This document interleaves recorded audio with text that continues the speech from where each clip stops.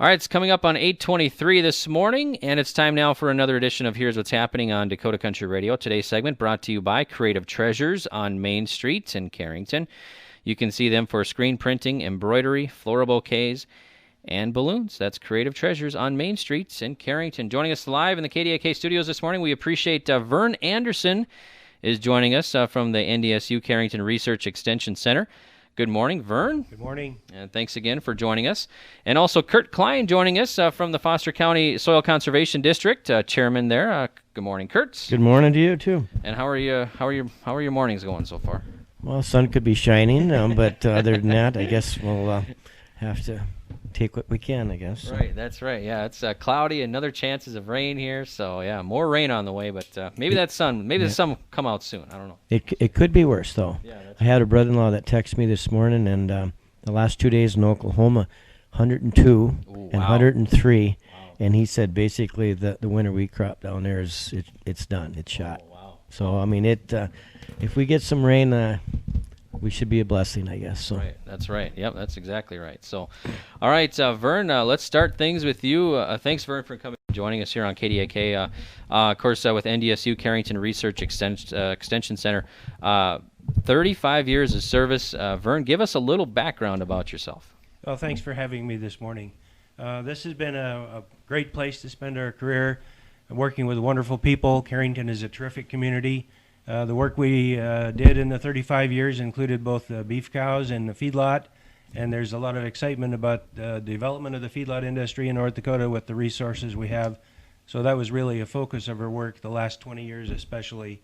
So the beef industry is alive and well in North Dakota, and North Dakota is bucking the national trend by increasing cow numbers, which is pretty exciting. We are in a deficit in terms of the balance of our agricultural economy with a lot of crops and not as many cows as we really could support. So it's good to see cow numbers crawling up.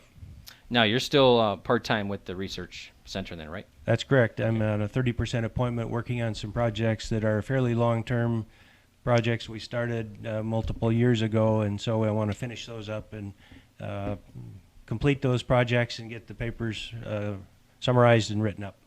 Okay, and then talk about, of course, in retirement. What are your retirement plans coming up here? Well, like most people when they retire, there's a lot of things that come to your plate, so I hope to stay active in the beef industry to some degree. Corn growers have asked me to be a director representing the livestock industry, which is something new in their board, and I'm excited about that. I do have some consulting activities with some other NDSU colleagues, and we are working primarily internationally, but we also have some local and regional projects that look pretty exciting for the development of the feed and the livestock industry in the region. Now, you're working with a stover, correct? Tell us what that is and how what you're working on with that. One of the research areas we've been working on in the past several years is the use of corn stover, reducing hay base and CRP acres decreasing. Corn stover really has become the base forage for beef production all throughout the northern plains and the Corn Belt, all the way to Ohio down to Kentucky, and producers that grow corn are harvesting stover for cow feed, and stover is the most readily available. It actually has some nutrition in the leaf and the husk component, and so we're excited about exploring better ways to use that. Harvest is a challenge because here in North Dakota we have a fairly short fall, and once we harvest the corn we don't have a lot of time to gather the stover, and so the moisture content can be a little bit of a problem, but one of our projects has to do with using stover in cow diets and matching it with some of the co-product supplements like distillers grains and wheat meds that we have available in the region to make a balanced diet for the cows. And we've had some success with that, and it really is kind of an exciting area of work. The idea of gathering the stover from the field and then feeding it to the cows and putting it back on the land as fertilizer is pretty sustainable. The fertilizer from cows and from feedlot going back on the land is critical because we're keeping the phosphorus in the state. We're adding carbon and many other microminerals that make the soil more healthy. And so that kind of sustainable rotation of crops and cows and keeping the land in good shape is kind of an underlying theme of our research at the center. Now, the stover idea of the idea of stover, is that a newer idea then? Is that or? Years ago, producers used to feed their cows the best alfalfa and grass hay they could find, and only, like you say, in the last 20, 30 years probably have we focused more on the use of these residues or byproducts, I guess, of the crop. And in North Dakota, wheat straw and barley straw and oat straw have been widely used for bedding and in some cases for feed. And they do have some challenges, as does corn stover, but there are some resources there that we can match with other diets to balance a ration for cows to be productive. Okay, sounds good. Kurt, yeah, kind of a cool idea with the harvesting the stover for cattle feed. Yeah, I guess I've been using it the last couple of years, but like Vern said, it's kind of a challenge here in North Dakota. The last 2 years we go combine the corn, and then all of a sudden the next day we get snow, and we can't get out there and get the stover baled. But it depends upon your yield too. If you do have a maybe under 100 bushel of corn, you maybe wouldn't want to take the stover off every year, maybe every third year too, and then especially if you go corn soybean, you want to maybe limit that because there's quite a bit of fertilizer value in that corn stover if you leave it out in the field too. So right now I didn't get my corn stover baled last year either, but last week I fenced a cornfield and I turned my cows out in it, so they're out harvesting it right now. So that works pretty good too. But like Vern said too, there's a lot less wheat acres right now than what there was 10 years ago, and it's kind of a struggle finding some wheat that you can actually bale behind some of these newer combines and for bedding. So guys are starting to probably use the corn stover for bedding. It quite a bit more mass in that than what there is in wheat, but so that's the route some of the livestock guys are going right now. So okay, Vern, anything else that you'd want to touch on this morning? Yeah, stover has several different components to it. Some are far more nutritious than others. The husk and the leaf are really quite nutritious and as good as grass hay.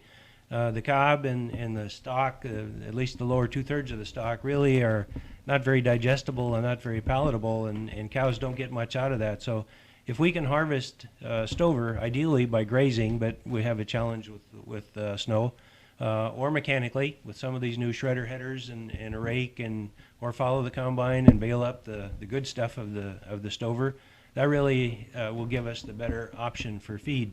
And we will leave some on the land, and some of the research the agronomists have done at the research center suggests that we can remove up to a third, maybe a half of the stover without decreasing the organic matter or affecting soil quality. So if we can take the husk and the leaf component, there's all kinds of imaginative ways, including vacuum like the cotton harvesters, to gather that up, and then we'd have a pretty decent quality feed to use. So we have to be creative, we have to be resourceful.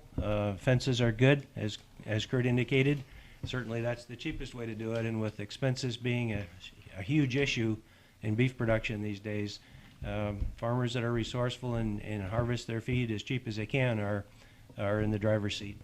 Now, you still working part-time for the research center. That's one of your main activities. Are there anything else that you're working on with for the part-time there? I have a number of projects on our residence. We moved to Carrington in December, so we have a home that we're working on, and we have some grandchildren we want to spend a little more time with, and a few hobbies. Okay. All right. Sounds good. Kurt, I know you had some other stuff to chat about this morning. Well, just to remind, Soil Conservation is going to be planting trees here this coming month. And then after the tree planting, we have a one-day tree sale, so maybe keep that in mind. And a lot of times there's I think you have to buy them in a bundle of 25, but there's a lot of good, pretty cheap trees there. We're still looking for a board member out in the Kensel area, and we're in plans of hiring a part-time person for the watershed program at this time. So other than that, that's about it. When is the tree sale again coming up? Is that? It'll be after we're done planting. I don't know if Dion's got a date scheduled for that or not, but it's right out at our tree building, and you can come, and it's a good place if you want to have just a few trees to plant. They're barewood trees, but you can pick them up pretty cheap and get some trees planted. All right, sounds good. We really appreciate you stopping in. We were chatting this morning with Vern Anderson with the Carrington NDSU Carrington Research Extension Center, animal scientist there, and also Kurt Klein, with the Foster County Soil Conservation District Chairman Kirk Klein. We appreciate them for stopping in today on Here's What's Happening on Dakota Country Radio. Today's segment brought to you by Creative Treasures on Main Streets in Carrington. See them for screen printing, embroidery, floral bouquets, and balloons. That's Creative Treasures on Main Streets in Carrington. All right, it's 8:33. We'll take a break, and we got sports next on Dakota Country Radio. Show Mom how much you care by sending her a beautiful, fresh floral arrangement from Barb's Rose Garden Floral and Greenhouse of Carrington. Barb